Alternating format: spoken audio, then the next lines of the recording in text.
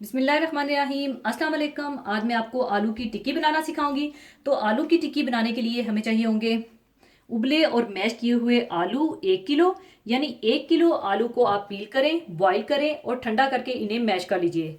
और एक अदद मीडियम साइज़ की प्याज बारीक आमलेट स्टाइल में कटी हुई, हरा धनिया कटा हुआ 2 टेबल स्पून, हरी मिर्चें 4 अदद बारीक चाप की हुई, नमक 1 टीस्पून या हस्बे ज़रूरत, कुटी हुई काली मिर्चें 1 टीस्पून, चाट मसाला 1 टीस्पून, भुना हुआ और कुटा हुआ जीरा 1 टीस्पून, भुना हुआ और कुटा हुआ धनिया 1 टीस्पून और 2 टेबल स्पून कॉर्नफ्लोर और कुटी हुई सुर्ख मिर्चें 1 टीस्पून और हस्बे ज़रूरत ब्रेड क्रम्स और 2 अदद अंडे और तलने के लिए तेल चाहिए होगा।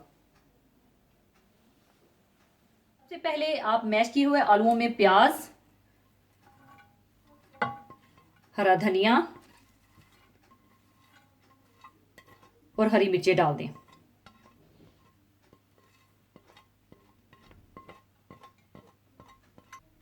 और साथ ही आप इसमें डाल दें भुना हुआ और कुटा हुआ जीरा, भुना हुआ कुटा हुआ धनिया,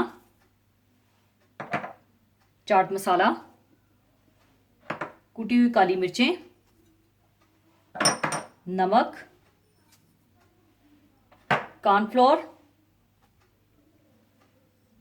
और कुटी हुई लाल मिर्चें डालकर अच्छी तरह से मिला लें।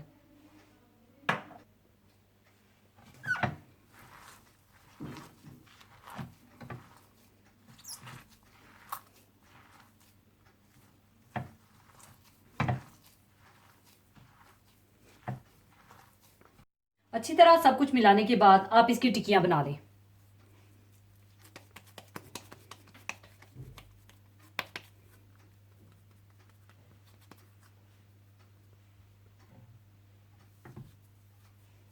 और इसी तरह से आप सारी टिक्कियां बना लें।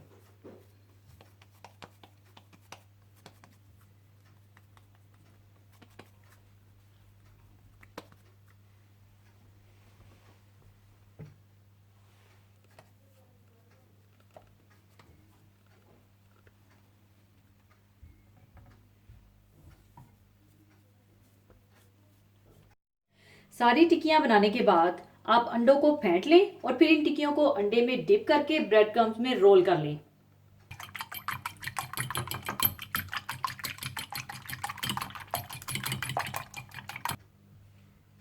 इस तरह से अंडे में डिप करें और फिर ब्रेड क्रम्स में रोल करते जाएं।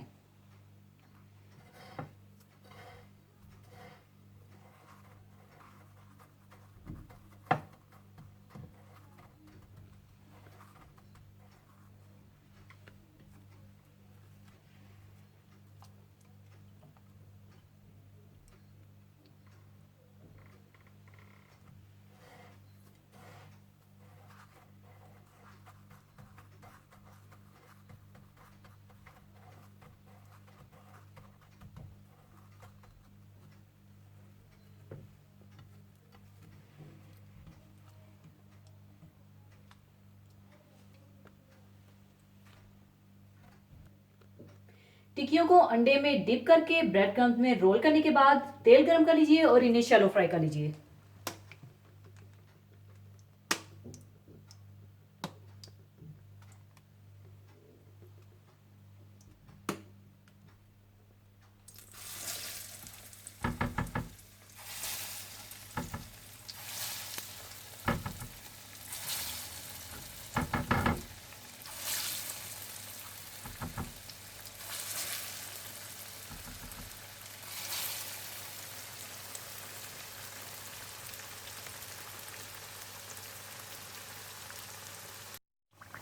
एक साइड गोल्डन ब्राउन होने के बाद आप इसकी दूसरी साइड भी पका लें।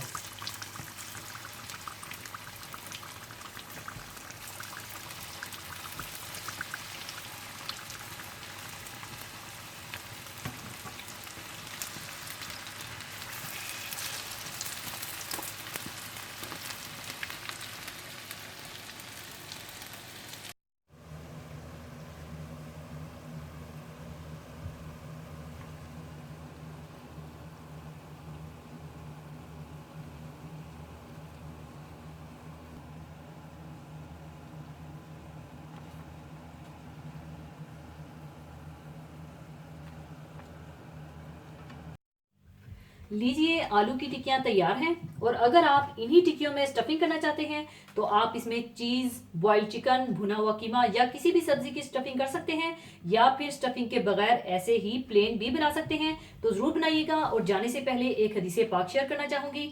हदीस पाक इस तरह से है। हज़रत अबू ज़र रज़ी अल्लाह ताला अन्हो से रवायत है कि रसूलुल्लाह सल्लल्लाहु अलैहि वसल्लम ने इरशाद फरमाया, नेकी के किसी काम को हकीर ना समझो, अगरचे तुम अपने मुसलमान भाई से खुले हुए चेहरे मुस्कुराहट के साथ मिलो, यानी मुस्कुराते हुए मिलना भी नेकी है।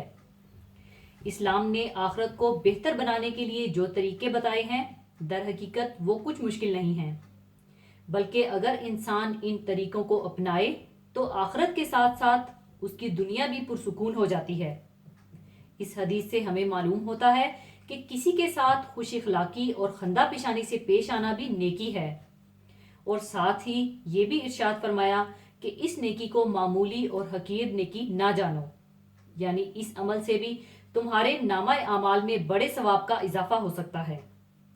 क्योंकि एक तो ये इंसान के हुस्न इखलाक की दलील है, दूसरे इससे मुसलमानों के दरमियान मोहब्बत और उल्फत पैदा होती है, जो मतलूब व महबूब अमल है।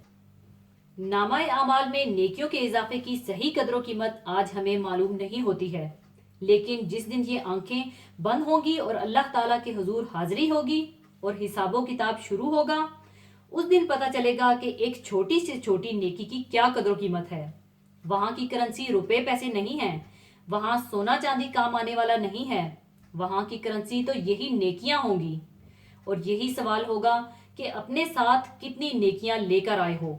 उस वक्त अगर दामन खाली होगा तो नाकाबिले बर्दाश्त हसरत होगी कि हमने दुनिया में रहते हुए अपने नामाए आमाल में इजाफा क्यों नहीं किया। लेकिन अमल का वक्त खत्म हो चुका होगा, इसलिए ये हसरत कुछ काम ना आएगी। अब भी वक्त है कि हम अपने ज़मीर को जगाएं और हर वो नेक काम जो बज़ाहिर मामूली ही क्यों ना लगे, इसको अपनाएं। क्या बईद यही बज़ाहिर छोटे छोटे अमाल आखिरत में हमारी नजात का बायस बन जाएं। अल्लाह ताला अपने फजलो करम से हम सब मुसलमानों को इस पर अमल करने की तौफीक अता फरमाए। आमीन। इसी के साथ मैं आपसे इजाज़त चाहूँगी। अपना बहुत ख्याल रखिएगा, दुआओं में याद रखिएगा। अल्लाह हाफिज़।